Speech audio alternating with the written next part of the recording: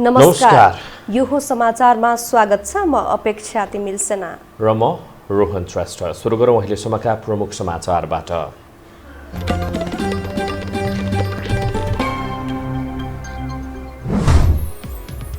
आज महाशिवरात्रि पर्व, देशभरका शिवालयमा भक्तजनको खुइचो, दर्शनार्थी कम हुँदा पशुपतिनाथमा श्रद्धालुलाई केही सहज।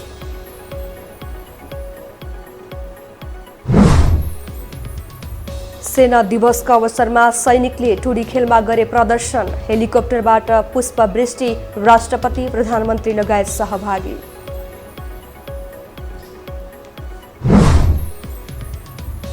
सत्ताको तालाजाबी हातमा नआउने भएपछि बढ्यो माओवादी अध्यक्ष दाहालको छटपटी, निर्णायक लडाईँ लड्नै बाँकी रहेको प्रतिक्रिया।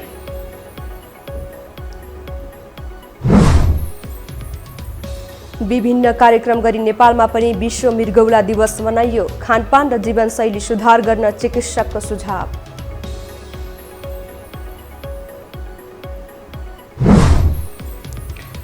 र म्यानमारमा सेना विरुद्धको प्रदर्शनमा थप 7 प्रदर्शनकारीको मृत्यु, कदम सच्याउन सेनालाई अन्तर्राष्ट्रिय समुदायको आग्रह।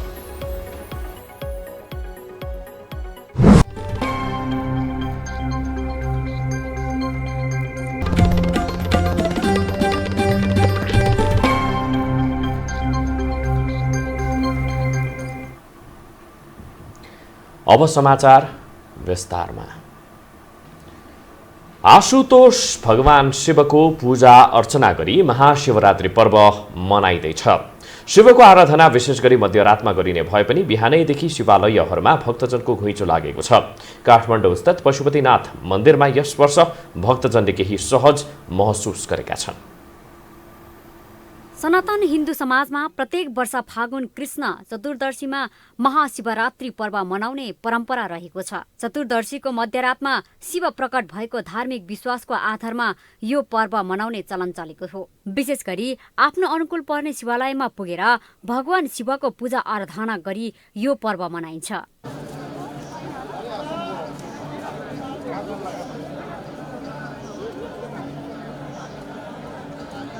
पशुपति क्षेत्र विकास कोषले यो वर्ष भक्तजनलाई सहज रूपमा दर्शनको व्यवस्था मिलाएको दावी गरेको छ। पशुपति क्षेत्र विकास कोषका निर्देशक डाक्टर घनश्याम खतिवडाले विगतको तुलनामा यो वर्ष अझै राम्रो व्यवस्थापन गरेको बताउँछन्। पोहोर सालभन्दा यस वर्ष झनै बढी व्यवस्थित छ, किनभने पोहोर सालको जति भक्तहरूको उपस्थिति छैन, तर पनि हामीले जति चाहेका थियौँ त्यति नै भइरहेको छ, जति आकलन गरेका थियौँ त्यति नै भइरहेको छ। भरे बेलुकीसम्मको दर्शनार्थीहरूको सङ्ख्यालाई यदि हामीले आकलन गर्ने हो भनेदेखि हामीले अनुमान गरे जति पुग्न सक्छ कि भन्ने लागिरहेको छ। भक्तजनहरू 3 ठाउँबाट लाइनमा हुनुहुन्छ। यतिखेर चाबेलबाट एउटा लाइन छ, अर्को गौरीघाट गुजेश्वरी हुँदै आउने लाइन छ भने एउटा एयरपोर्टको साइडबाट लाइन छ र तिनै क्षेत्रबाट लगातार रूपमा अहिले हामीले यो मन्दिर क्षेत्रको व्यवस्थापनलाई हेरिरहँदा त्यसैले पनि 1 घण्टाभित्र मन्दिरमा दर्शन गर्न सकिन्छ। दर्शनार्थीले पनि यस वर्ष सहज रूपमा दर्शन गर्न पाएको प्रतिक्रिया दिए। छोटो र सहज रूपमा दर्शन गर्न पाएकोमा उनीहरू खुसी देखिन्छन्। उहाँको सबभन्दा ठुला भगवान पशुपतिनाथ हुनुहुन्छ, जो सबभन्दा शक्ति स्वरूप। त्यो भएको हुनाले हामीले थोडा आजको दिन दुःख पायौँ, यो गऱ्यौँ, यस्तो गरे भन्नु हुन्न। हामीले सहन पर्छ, सेवा नै धर्म छ भन्ने यहाँ छ। भगवान शिवजी त अब संसारको आस्थाको केन्द्र रहेको ठाउँ हो होइन। हाम्रो आराध्यनाथ पशुपतिनाथ हाम्रो राष्ट्रदेव होइन।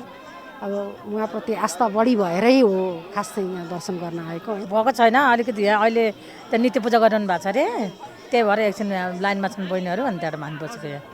कोरोना महामारीको जोखिम कायमै रहेकाले यो वर्ष विगतको भन्दा कम दर्शनार्थी देखिए। त्यही पनि मध्यरातसम्ममा 8 लाख दर्शनार्थीले पशुपतिनाथको दर्शन गर्ने कोषको दाबी छ। यो टेलिभिजनका लागि क्यामेरामा सञ्जय घिमिरेका साथमा लीलामाया ठटाल, काठमाडौँ।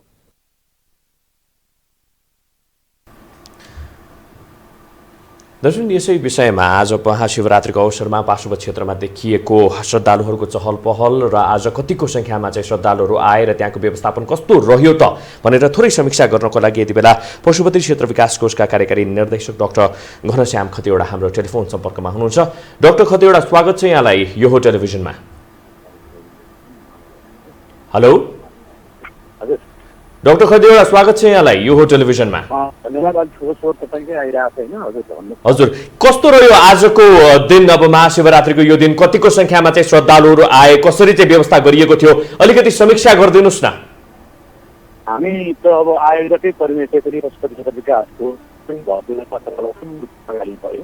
हजुर अब महाभारतमा आयोजना बुझ्यो महाशिवरात्रि पर्व 2077 अत्यन्त सफलतापूर्वक सम्पन्न हुन लागिरहेको छ, सम्पन्न भइसकेको छैन। बेलुका दर्शनार्थीहरूको महन छ। बेलुकी 12 बजेसम्मको दर्शनार्थीहरूको उपस्थितिलाई हामीले आकलन गर्ने दर्शनार्थीहरूले प्राप्त गर्नु हुनेछ। अहिलेसम्म 7 लाख प्रतिशत छ र बाहिर क्षेत्रमा जुन भण्डारा लगाउने क्षेत्रहरू अन्य क्षेत्रहरूमा उपस्थिति भएको भण्डारा स्थलतिर उपस्थिति भएको यो गौशाला चाबे जोड्न भएर मेला हरिरहेका व्यक्तित्वहरूमा हामीले देख्ने हो भनेदेखि बिचमा भयो। हजुर हजुर अब के दर्शनार्थीको लागि चाहिँ अब 12 बजेसम्म खोल्ने हो अथवा चाहिँ बन्द केही बेरमा नै हुन्छ, के कस्तो छ डाक्टर खदेवडा? हजुर यो के छ, अब कति बजेसम्म चाहिँ दर्शनार्थीहरूले पशुपतिनाथको दर्शन गर्न सक्छन् आजको लागि चाहिँ?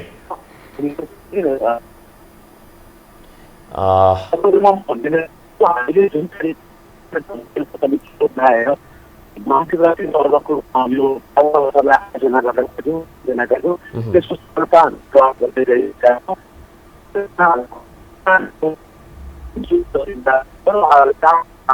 दर्शन गरेर सुरक्षाको कामहरू हामीले सम्भव गरेका छौँ। हामी सबै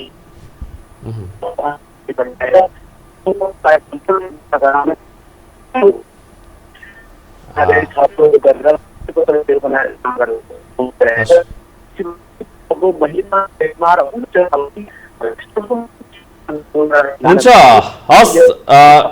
हस् धन्यवाद डाक्टर खदेवडा, जानकारीको लागि धन्यवाद। दर्शक उहाँ हुनुहुन्थ्यो डाक्टर घनश्याम खतेवडा, कार्यकारी निर्देशक पशुपति क्षेत्र विकास कोषबाट। यद्यपि उहाँको आवाज राम्रोसँग सुन्न नसकिरहेको अवस्था रहेको छैन। उहाँ यति बेला पशुपति क्षेत्रमै हुनुहुन्छ र आज त्यहाँ नेटवर्कको केही प्राविधिक गडबडी, नेटवर्कको समस्याको कारणले गर्दाखेरि चाहिँ हाम्रो संवादमा केही समस्याहरू आइरहेको भनेर पनि मैले जानकारी प्राप्त गरेको छु र उहाँले थोरै हामीलाई चाहिँ जानकारी दिनुभयो र सम्भवतः अब आज राति 12 बजेसम्म पनि दर्शन गर्न चाहिँ मिल्ने भन्ने किसिमले चाहिँ उहाँले आफ्ना मन्तव्य, आफ्ना धारणा राख्नुभएको थियो, उहाँले इन्फर्मेसन हामीलाई दिनुभएको थियो।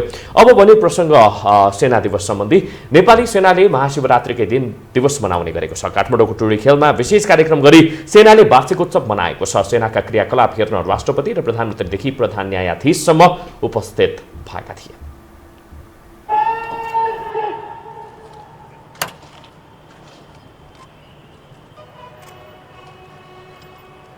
काठमाडौँ स्थित टुँडीखेलमा राष्ट्रपति विद्यादेवी भण्डारीले नेपाली सेनाद्वारा अर्पित सलामी ग्रहण गरेको दृश्य हो यो। यसअघि राष्ट्रपति भण्डारीले सैनिक स्मारकमा पुष्पहार चढाई वीर सैनिकप्रति श्रद्धाञ्जली अर्पण गरेकी थिइन्।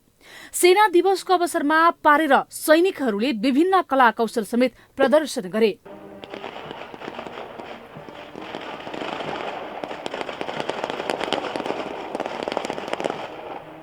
कार्यक्रममा नेपाली सेनाले राइफल र तोपबाट महाशिवरात्रि बढाई समेत गर्यो। त्यसैगरी बढाई कवाज, नेपाली सेना तथा नेपालको परम्परागत वेशभूषा झल्कने विविध कला, नृत्य र संगीतको धुन समेत प्रदर्शन गरिएको थियो। Warrant Officer Dilip Bahadur Khatri carrying the flag of Mid Eastern Division headquarters.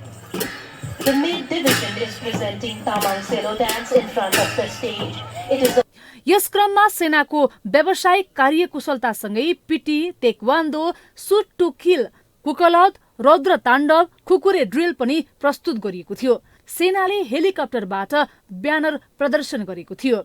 Nepali Army helicopters will now display the banner of Mahashivaratri and Army Day 2021, followed by aerial shower of flower petals. The leading aircraft is कार्यक्रममा राष्ट्रपति भण्डारी, उपराष्ट्रपति नन्दकिशोर पुन, प्रधानमन्त्री केपी शर्मा ओली, प्रधान न्यायाधीश सोलेन्द्र शमशेर जबरा, प्रतिनिधि सभाका सभामुख अग्नि प्रसाद सापकोटा लगायत सहभागी भए। सेनाको बढाई हेर्न टुँडीखेल बाहिर सर्वसाधारणको घुइँचो लागेको थियो। नेपाली सेनाले विक्रमसम्म 2047 सालदेखि महाशिवरात्रिको दिनलाई सेना दिवसका रूपमा मनाउँदै आएको छ। नेपाल कम्युनिस्ट पार्टी माओवादी केन्द्रका अध्यक्ष पुष्पकमल दाहालले राष्ट्रिय स्वाधीनताको लडाईँ लड्न बाँकी रहेको बताउनु भएको छ। काठमाडौँमा आज आयोजित कार्यक्रममा अध्यक्ष दाहालले देशभित्र र बाहिरका प्रतिक्रियावादीहरूले राष्ट्रिय स्वाधीनता र नेपालीको आत्मनिर्णयको अधिकारलाई कुल्चिने दुस्साहस गरेको बताउनुभयो। उहाँले माओवादी आन्दोलनले ल्याएको उपलब्धि र आफूलाई निस्तेज पार्नमा प्रतिक्रियावादीले चाल चलेको दावी गर्नुभयो। माओवादी आन्दोलनले ल्याएका उपलब्धिलाई के गरी ध्वस्त पार्न सकिएला र माओवादी आन्दोलनले तयार गरेको नेतृत्वको टिम त्यसमध्ये 1 नम्बरमा अहिले पनि प्रचण्ड नै छ। तपाईलाई मन परे पनि मन नपरे पनि त्यो प्रचण्डलाई के गरी निस्तेज पार्ने होला भन्नेमा नै सबैको ध्यान छ। भ्रममा कोही नरहनु होला। मैले भने नि म भित्र फेरि एकचोटि आवेग र आक्रोश छ। नेपालको स्वतन्त्रतामाथि, नेपाली जनताको आत्मनिर्णयको अधिकारमाथि कसैले धावा बोल्छन् भने नेपाली जनतालाई फेरि एकचोटि विद्रोह गर्ने अधिकार हुन्छ। अध्यक्ष दाहालले नेपालमा शान्तिपूर्ण ढङ्गले जनविद्रोह गर्न सकिने सम्भावना रहेको बताउनुभयो। प्रतिक्रियावादीको षड्यन्त्र चकनाचुर पार्न सकिने पनि उहाँको भनाइ छ।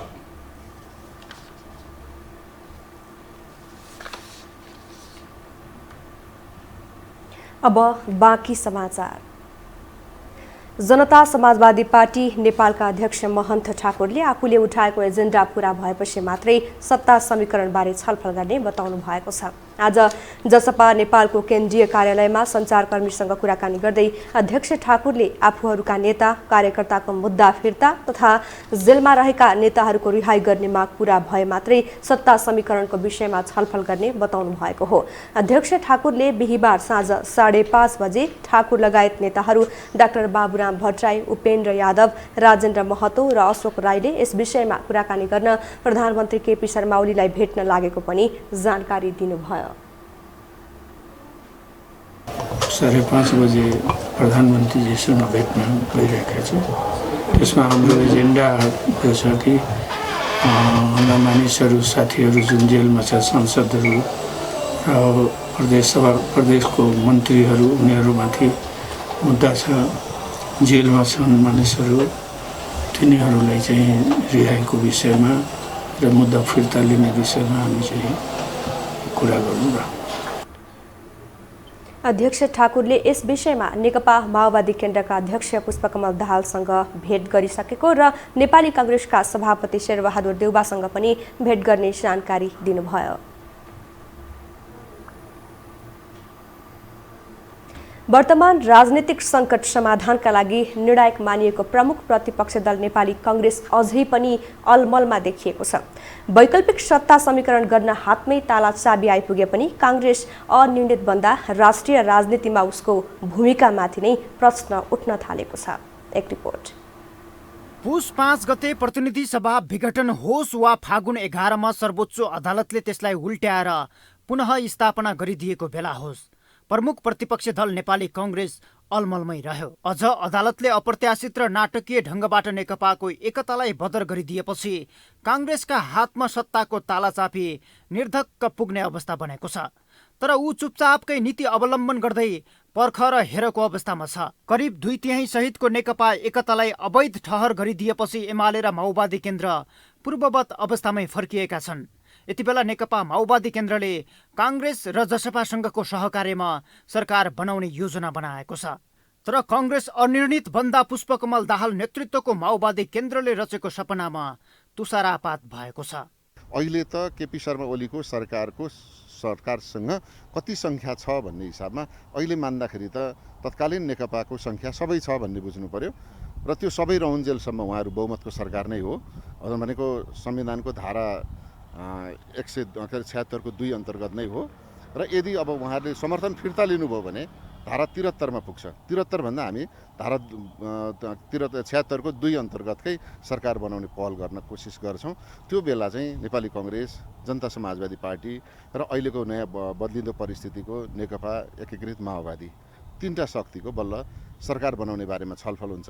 पहिले नेकपा विभाजनको वैधानिकता खोजेको कांग्रेसले अहिले माओवादी केन्द्रले सरकारलाई दिएको समर्थन फिर्ता लिए सरकार गठनबारे छलफल हुन सक्ने बताउन थालेको छ। कांग्रेस बिना वैकल्पिक सरकार गठनको सम्भावना टरेपछि भावी सरकारको नेतृत्व उसैले पाउने लगभग निश्चित नै छ। तर बहुमत नै नभए पनि संसदको सबैभन्दा ठूलो दलका रूपमा रहेको एमाले जसपासँग मिलेर सहमति गरेको खण्डमा कांग्रेस र माओवादी केन्द्र प्रतिपक्षमा थन्किने सम्भावना पनि उत्तिकै छ। जसपाले एमालेलाई साथ दिएको अवस्थामा कांग्रेस प्रतिपक्षमै रहनेछ। यदि जसपा र एमाले बीच सहमति हुन नसकेको खण्डमा मात्रै कांग्रेस आफ्नै नेतृत्वको सरकार निर्माण गरेर ताजा जनादेशका लागि तयार हुने नेताहरू बताउँछन्।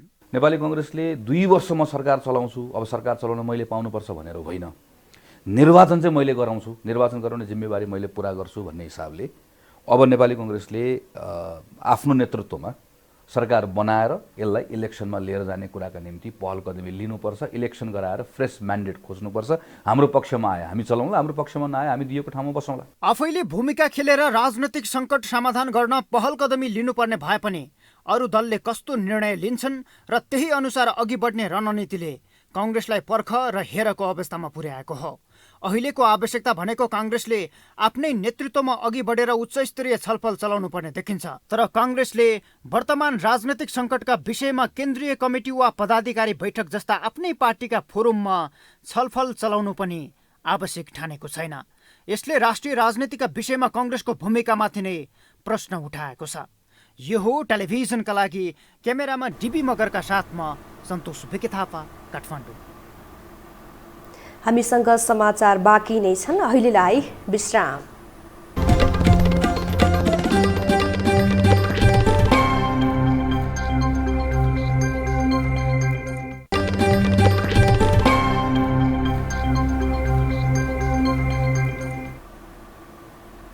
विश्रामपछि पुनः स्वागत छ।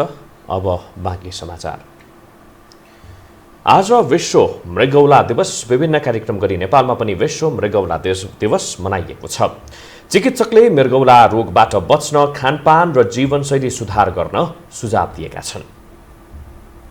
मुलुकका कार्यकारी प्रमुख प्रधानमन्त्री केपी शर्मा ओलीले 2 पटक मृगौला प्रत्यारोपण गरेका छन्। स्वास्थ्यमा ससाना समस्या आउँदैमा पनि आत्ती हाल्ने र केही गर्न सकिँदैन कि भनेर हरेस खाने जो कोहीका लागि प्रधानमन्त्री ओली प्रेरणाको स्रोत मानिन्छन्। उनी आफू जस्तै बिरामीका लागि लक्ष्य गरी छिट्टै मृगौला सम्बन्धी विशेषज्ञ सेवा केन्द्र स्थापना गर्न सरकार लागि परेको बताउँछन्। किडनीको सम्बन्धमा किडनीलाई कसरी बचाउन सकिन्छ वा शरीरका अरू अङ्गहरूलाई कसरी बचाउन सकिन्छ, हाम्रो खानपिनमा अथवा दैनिक जीवनमा किडनीलाई प्रतिकूल असर पार्ने खानपिन वा व्यवहार के हो, त्यसबाट कसरी जोगिने जस्ता कुराहरूलाई हामीले ध्यान दिन जरुरी छ। यो छिटै नै हामी स्पेसलाइज्ड किडनी सेन्टर त्यो पनि हामी खोल्ने काम अगाडि बढाइरहेका छौँ। त्यसकारण यस दिवसमा हामी सबै सजग बनौँ। यो कसैलाई पनि लाग्छ कसैलाई लाग्दैन भन्ने छैन, जसलाई पनि लाग्न सक्छ, त्यसकारण यसमा सावधानी अपनाऊ। प्रधानमन्त्री ओलीले विशेषज्ञ सेवाका लागि केन्द्र स्थापना गर्न मृगौलाविद डाक्टर दिव्यासिंह शाह सहितका विज्ञ क्रियाशील रहेको जानकारी दिएका छन्। जीवनशैली खानपानमा ख्याल नगर्दा मृगौला बिग्रिने चिकित्सकको भनाइ छ। अस्वस्थकर जीवनशैली, पानीको कमी, मानसिक तनाव, मृगौलाको नियमित स्वास्थ्य जाँच नगराउनु जस्ता कारणले मृगौला रोग लाग्ने बताइन्छ। त्यसैले दैनिकीमा विशेष ख्याल गरेमा मृगौला समस्याबाट बच्न सकिने विशेषज्ञको सुझाव छ। अस्पतालले पनि गरेका छन्, डाक्टरले पनि गरेका छन्, बिमा छ, उपचारमा बाधा छैन, तर रोगीको संख्या घटेको छैन। त्यसैले जबसम्म हरेक व्यक्तिले आफ्नो मृगौलाको जिम्मेवारी आफू लिँदैन, मृगौला रोग हुँदैन। जिम्मेवारी कसरी लिने? जिम्मेवारी लिन सजिलो छ। पानी पिउनुस् 2-3 लिटर, 10,000 पाइला हिँड्नुस्, स्वस्थ वनस्पतिजन्य खानेकुरा खानुस्, चुरोट खैनी जाँड रक्सी नखानुस्, समयमा सुत्नुस्, समयमा उठ्नुस्। कतिपय दुखाइ कम गर्ने औषधि पेन किलर तथा जथाभावी रूपमा जडीबुटी खाँदा पनि मृगौलामा रोग तथा संक्रमण हुन सक्ने भएकाले चिकित्सकको परामर्श र सिफारिसमा मात्र औषधि सेवन गर्नुपर्ने बताइन्छ। यस्तै नियमित स्वास्थ्य जाँच गरेर मृगौलामा समस्या छ छैन पत्ता लगाई समयमा औषधि उपचार गर्दा मृगौला पूर्ण रूपमा बिग्रिनबाट जोगाउन सकिने चिकित्सकको भनाइ छ। विश्वले 10 मार्चलाई मृगौला दिवसका रूपमा मनाउँदै गर्दा विश्वको जनसङ्ख्या मध्ये 10% मानिसमा मृगौला रोग छ। यो रोगबाट नेपालमा पनि धेरै मानिस समस्यामा परेका छन्, तर यसबाट बच्न पर्याप्त सावधानी अपनाउन सकेको खण्डमा मृगौला रोग लागेपछि पनि सहज जीवन बाँच्न सकिने जानकारहरू बताउँछन्। हाम्रो शरीरमा भएको मृगौलालाई रोग लाग्नबाट कसरी बचाउन सकिन्छ र रोग लागिहालेमा प्रत्यारोपण सहितको उपचार सेवा स्वदेशमै कसरी उपलब्ध गराउन सकिन्छ भन्ने विषयमा ठोस पहल अझै पनि हुन सकेको छैन। तर कतिपय सामाजिक सेवा भावमा लागेका व्यक्तिहरूले मृगौला सम्बन्धी उपचार सहज बनाउन यस क्षेत्रमा काम गरिरहेका छन्। धेरै संस्था मार्फत सामाजिक कार्यमा क्रियाशील गायिका तथा सामाजिक अभियन्ता आनी छोइङ डोल्माले स्थापना गरेको आरोग्य प्रतिष्ठानले समेत मृगौला रोगीको उपचार र जनचेतनाका क्षेत्रमा काम गरिरहेको छ। मूल उद्देश्य भनेको जनचेतना फैलाउने, यो मृगौलालाई सही तरिकाबाट सुरक्षित राख्नुपर्छ, समय समयमा ठिक मात्रामा राम्रो मात्रामा पानी पिउनुपर्छ र समय समयमा चाहिँ जाँच्नुपर्छ, पिसाब जाँच्नुपर्छ। हाम्रो यो मृगौला फेल हुने मूल कारकहरू चाहिँ मधुमेह र उच्च रक्तचाप, यिनीहरूलाई सन्तुलनमा राख्न सकिएन भने अन्ततः चाहिँ किडनी नै एकदमै टोटली ड्यामेज गर्ने सम्भावना छ। त्यसैले त्यसलाई सुरक्षित राख्ने र यदि रोग लागिहालेमा पनि नआत्तिनु। हाम्रो देशमा उपचारको निम्ति अब डायलिसिस सर्भिसदेखि लिएर ट्रान्सप्लान्टको सर्भिसहरू पनि एकदमै राम्ररी सुविधा छ। मृगौला रोगीकै सहभागितामा आयोजित कार्यक्रममा डोल्माले नेपालमा मृगौला सम्बन्धी रोगका विषयमा मानिसहरूले सावधानी अपनाउन नसक्दा समस्या बढ्दै गएको बताउँछिन्। मृगौला बिग्रिएपछि प्रत्यारोपण र रक्त शुद्धिकरण अथवा डायलासिस गरी दुई मात्रै विकल्प हुन्छन्। अस्वस्थकर जीवनशैली, पानीको कमी, मानसिक तनाव, मृगौलाको नियमित स्वास्थ्य जाँच नगराउनु जस्ता कारणले मृगौला रोग लाग्ने गरेको चिकित्सकहरू बताउँछन्। हामीले के गर्नु पर्यो भने रोगीहरूलाई उपचार, निरोगीहरूलाई के गर्नु पर्यो, वार्निङ गर्नु पर्यो। सबभन्दा बढी मृगौला रोग बिगार्ने मध्येमा उच्च रक्तचाप र मधुमेह, घर घरमा उच्च रक्तचाप र मधुमेहका रोगीहरू बढ्दो छन्। ती व्यक्तिहरूले आजीत भएर औषधि खान छोडेका छन्, कतिले औषधि पूर्ण रूपमा खाइरहेका पनि छैनन्। त्यसैले उच्च रक्तचाप र मधुमेहलाई ठिक राख्नु पर्यो भन्दै गर्दा पेन किलर खान भएन। पहिले जस्तो उपचारका लागि देश बाहिर नै जानुपर्ने अवस्थामा समेत अहिले कमी आएको छ। हाल नेपालमा मृगौला प्रत्यारोपण वीर अस्पताल, त्रिवी शिक्षण अस्पताल, भक्तपुर स्थित मानव अङ्ग प्रत्यारोपण केन्द्र, ग्रान्डी अन्तर्राष्ट्रिय अस्पताल, सुमेरो अस्पताल र निदान अस्पतालमा हुने गरेको छ, जसमा सरकारले पनि सहयोग गर्दै आएको छ। तर मृगौला रोगबाट बच्ने सबैभन्दा उत्तम उपाय भनेको आफ्नै सन्तुलित खानपान शैली र स्वास्थ्यप्रतिको सजगता भएकाले आफैले ध्यान दिनुको विकल्प छैन। यो हो टेलिभिजनका लागि सञ्जय घिमिरे र सन्तोष विके थापा, काठमाडौँ। अब बाँकी समाचार। कर्णाली राजमार्ग अन्तर्गत दैलेखको आडविश नगरपालिका 1 श्यालाकोटमा मिनी बस दुर्घटना हुँदा 2 जनाको मृत्यु भएको छ। दुर्घटनामा 16 जना घाइते भएका छन्। बिहिबार कालीकोटबाट सुर्खेततर्फ आउँदै गरेको कर्णाली प्रदेश 2001 ख 0247 नम्बरको मिनी बस अनियन्त्रित भई सडकबाट करिब 100 मिटर तल खसेको हो। जिल्ला प्रहरी कार्यालय दैलेखका नायब उपरीक्षक अनुपम श्रेष्ठका अनुसार बसमा सवार 18 जना मध्ये 1 जनाको घटनास्थलमै र अर्का 1 जनाको अस्पतालमा उपचारको क्रममा मृत्यु भएको हो।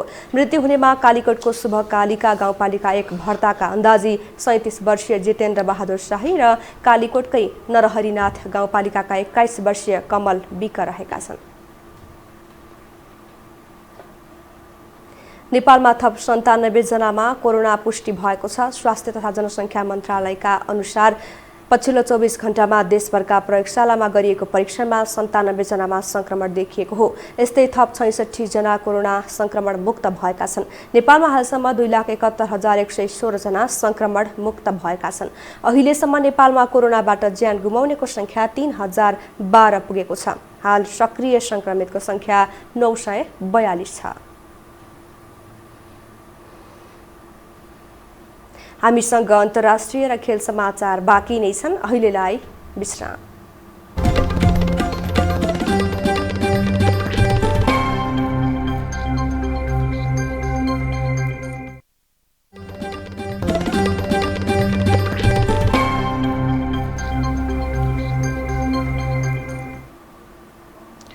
विश्रामपछि स्वागत छ। अब पालो अन्तर्राष्ट्रिय समाचारको।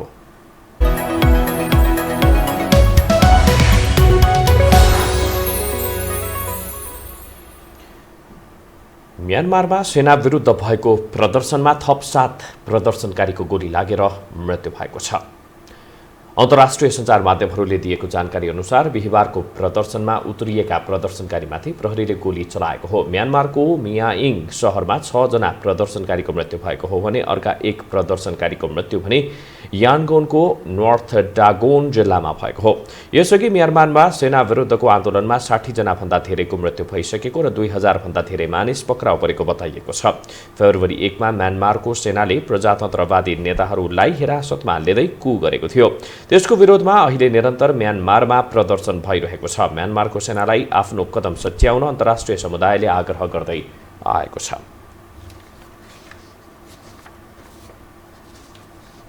अब खेलकुद समाचार।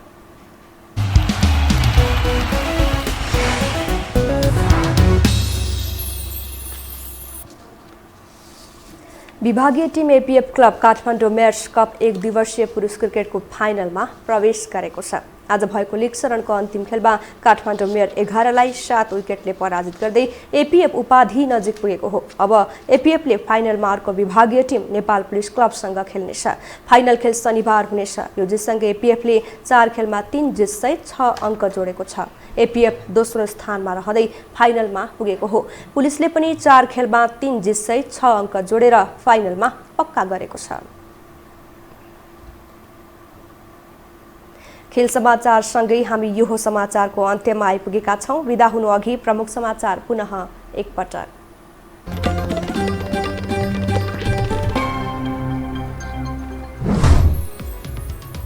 आज महाशिवरात्रि पर्व देशभरका शिवालयमा भक्तजनको घुइँचो। दर्शनार्थी कम हुँदा पशुपतिनाथमा श्रद्धालुलाई केही सहज।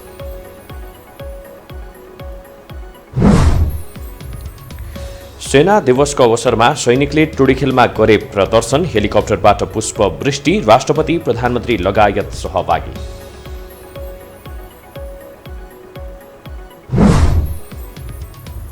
सत्ताको ताला चाबी हातमा नआउने भएपछि बढ्यो माओवादी अध्यक्ष दाहालको छटपटी। निर्णायक लडाई लड्नै बाँकी रहेको प्रतिक्रिया।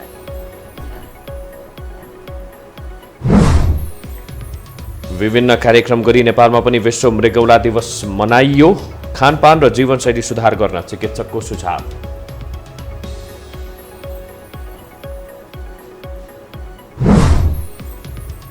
र म्यानमारमा सेना विरुद्धको प्रदर्शनमा थप 7 प्रदर्शनकारीको मृत्यु। कदम सच्याउन सेनालाई अन्तर्राष्ट्रिय समुदायको आग्रह।